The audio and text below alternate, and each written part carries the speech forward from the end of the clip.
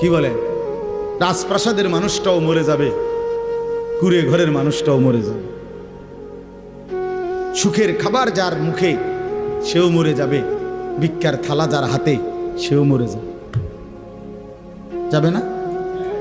তো যেটা নিশ্চিত অনিবার্য বাস্তবতা, যেই মৃত্যুকে আড়াল করার, অস্বীকার করার, পাশ কাটার কোনোই ব্যবস্থা নাই, কোনোই ব্যবস্থা না। না না ক্ষমতা দেখাইয়া, না কাইন্দা কাইটা, কোনো সিস্টেম নেই।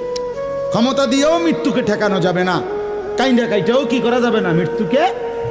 যেটা নিশ্চিত সেটাকে ভুলে যাওয়া কেন ভাই?